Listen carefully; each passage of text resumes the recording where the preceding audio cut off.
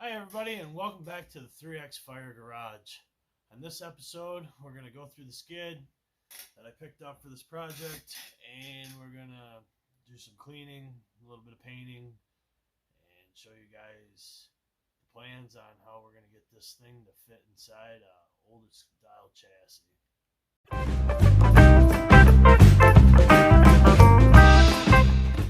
Like I said, this build's going to be done on a budget.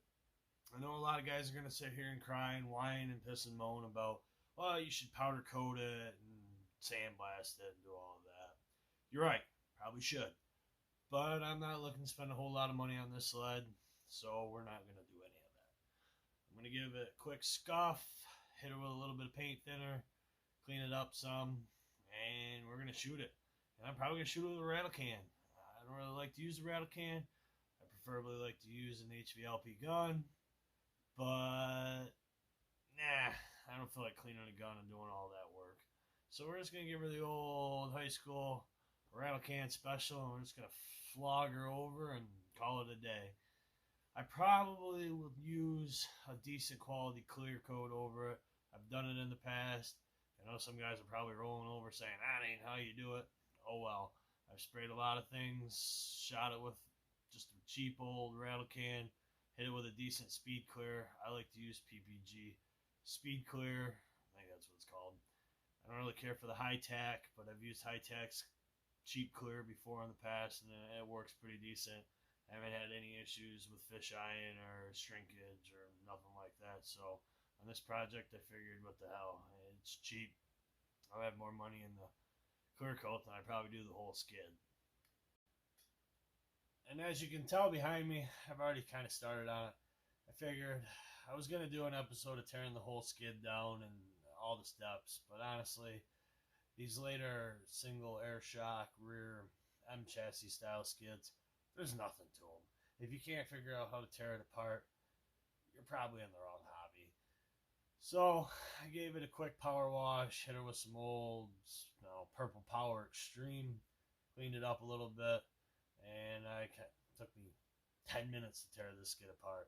I don't know why they decided to use torsion springs for as long as they did. The single coil over shock or the air shock, that's so much easier to deal with. So, as you can tell, I've already kind of got it tore apart. Shot the rear scissor in the front arm with some cheap primer.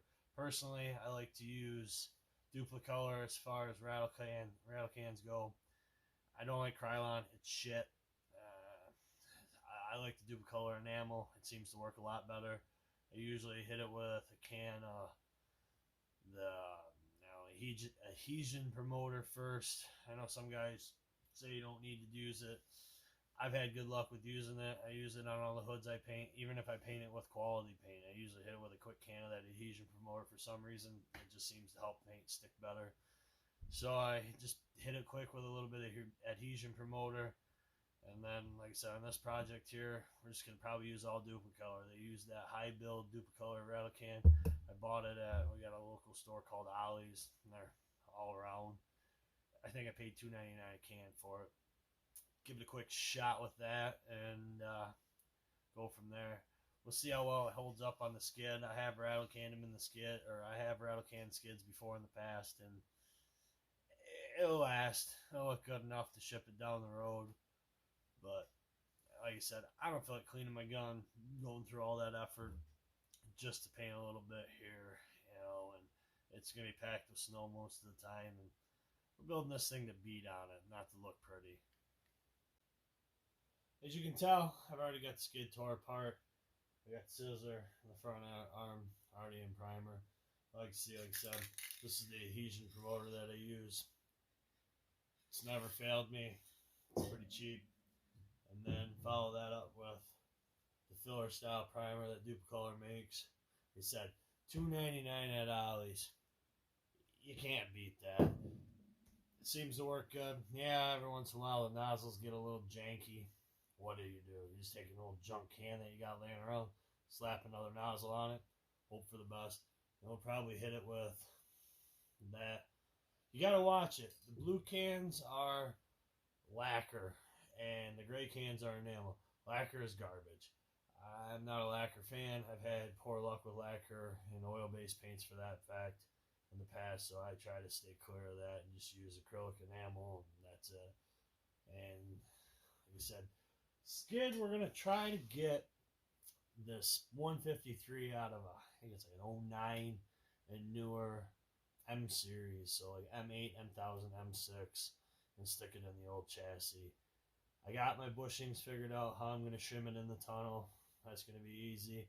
I got a little help from a Facebook page. Somebody in the past has already did this. Actually stuck it in a Skidoo chassis. Sent me some measurements and some pictures of how to build the bushings that I need to shim it in the tunnel. It's going to be super easy. Just got to spend a little time on the lathe. It ain't going to be no big thing. Joe Goal, I believe that's how you pronounce it. He's going to be a big help. He's sending me a track so that way I can do my test fitting mock-up, and he's actually sending me the rear suspension brackets off of one of his parts chassis out there so we can get the rear brackets. Because these skids are a little different than the old cat skids that use that aluminum torsion link. These ones here actually are kind of like the early cat skids that bolt directly into the tunnel instead of having the aluminum torsion links, which should make life a hell of a lot easier when we go to put it together. As far as chassis goes, I'm still having a hell of a time trying to find a chassis. I thought I had one lined up. I made the trip up to Powersports Plus, and honestly, the chassis was worse shape than the chassis I have, which, yeah, it is what it is. I had to stop and see my buddy up there and see what he had going on. And ironically, when I was there, the parts for that thing over there finally showed up. So it only took D&D almost 4 months to do my jugs and get them back to me, which that's a whole nother fiasco. I'm going to make a series of putting that thing back together and maybe some tuning on it. We'll see how that goes. But yeah, I'm not overly impressed with that situation. The jugs, they were supposed to, I don't know, whoever built it before me must have blew it up. They found a spare jug, stuck it on there, and the jug honestly was ported completely different. The head and the porting on the original jug for the original setup was done by John Hooper, and somebody just slapped, I'm guessing a stock, or somebody else had ported a jug completely different, Predator jug for that, and the ports were so far off, neither one of us wanted to make an attempt at it. So we shipped both jugs out to New York there to have D&D go through and port them, match them, rechrome them, and to be honest, I really think they just sent me a couple jugs they had on the shelf and kept my jugs. There's some transfer port work that was never there before, and there's some other work that was ported and now magically has casting marks or casting rough finish in it, and it is what it is, I guess, at this point. I'm just tired of that project. They got me like $440 for a pair of pistons in this thing, and yeah, it's a nightmare. But yeah, I'm going to do a small series on that sled once we get the crank back. That's the last thing we're waiting on there, is to get the crank finished up. We're going to new bearings put on, true, and I'm going to have it welded because if she's going to blow up, she might as well blow up in big fashion. So we're going to get that back together here, hopefully in the next month or so, and go from there. But as far as chassis-wise goes, like I said, the one I went and looked at, it was worse than the one I've been using for mock-up. It took a hell of a hit in the front end. The shock tower was bent. There was a lot of cracks in it, and it just wasn't worth my time of monkeying with it. I'm still on the hunt. So if any of you guys know where I can find a chassis for a cheap price, let me know. I'm tired of dealing with all these Facebook Marketplace people. They're off their rockers wanting $400 or $500 for stripped out chassis. I ain't paying much more than scrap aluminum. Sorry. How many people are actually building these sleds from the ground up? Not very many. So if you got a line on one, I'm not looking for everything. To be honest, I just want a clean bulkhead, and hell, the tunnel doesn't even have to be perfect. I'm going to end up chopping the tunnel anyways to fit this 153-inch track in there anyway, so ain't a big deal to me. Just something I can work with at this point. This project here is going to be done on a budget, like I said. I've got sleds I've built with no budget in mind, and it's fun and all, but you know, it's a lot of money to throw at something to see if I'm going to like doing it or not. This one here is going to be my first real venture into boondocking or mountain sledding, whatever you want to call it. I have owned some other long track sleds in my life, I got a crossfire with an 1 3/4 paddle under, and I played in the UP and stuff like that. And I always kind of had fun. And honestly, back in the day when I was in high school, I had a Thundercat Mountain Cat 900, a 97 that to this day I still kick myself for selling. It was a pretty fun sled for what it was. So I guess I'm trying to relive the old glory days, but I kind of want to try to do some more Western UP riding and try to find some real deep snow and see if it's something that I'm interested in doing. So I'm trying to do this one fairly cheap.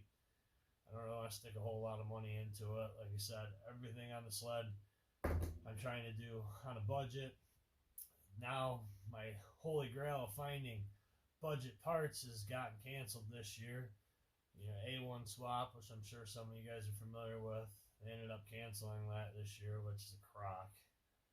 I ain't even gonna go down that aisle. That's a whole nother story. But I usually pick up a lot of good parts down there and just BS. It's kind of like the preseason kickoff for snowmobiling, and that sucks that I'm not gonna have that this year. But so far on this build here, I've these are actually, speaking of A1, I bought these at A1. Paid $5 for the pair of them, and didn't know what they fit. Didn't even care. I seen them for $5. I'm like, yeah, we'll find a use for those. Well, I've tried them on about 3 different sleds that I've put together over the years, and I haven't quite found the right one that they fit, or where I need an idler wheel or they don't happen to work. So on this one, actually, they ended up working out great for the outside rail front idler wheel. So I'll get to finally use those. Like I said, I paid $5, stuck brand new bearings in them. I ended up getting them off eBay for $5 plus shipping for a pair of Parts Unlimited bearings. Slapped them in there, and they're good as new.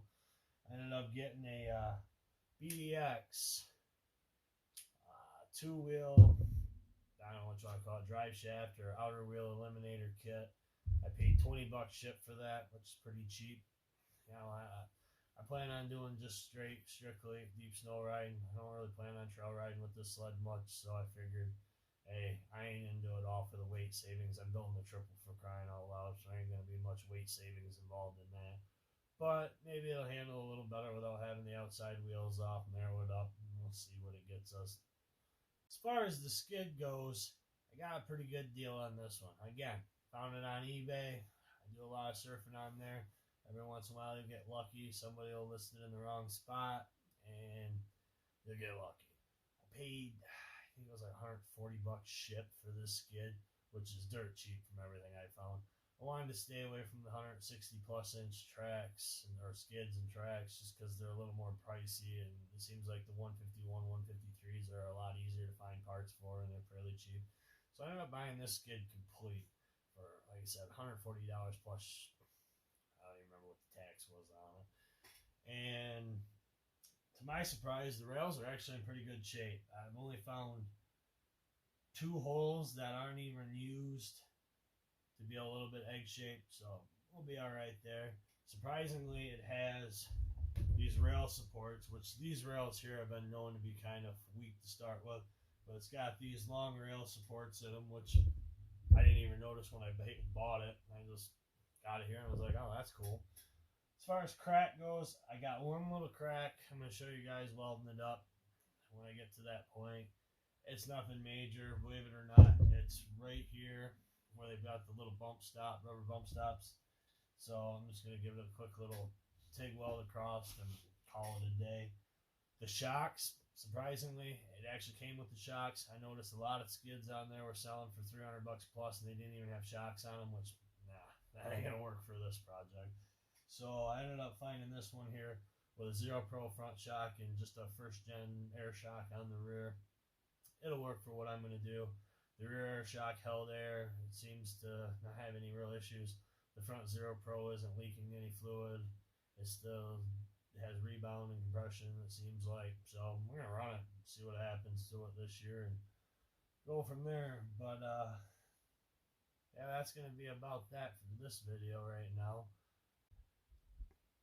I'm sure you guys are dying to see what the hood looks like after the last episode. Turned out pretty good for being graphics off a ZRT2 chassis with being cut and modified. It actually worked pretty nice on this hood here. I'm pretty excited for this. Don't mind my rafter shot, like I said. The old garage is kind of small, so I ain't got a whole lot of room to work in here.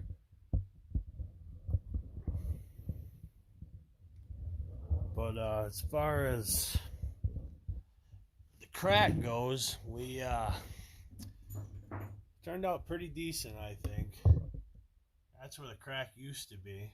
I mean, yeah, the decal kind of hides it. But I did give it a quick little sand job down and kind of knock down the rough edges. And it'll work pretty nice, I think, for this project. And I think I got a total of $60 into this whole hood.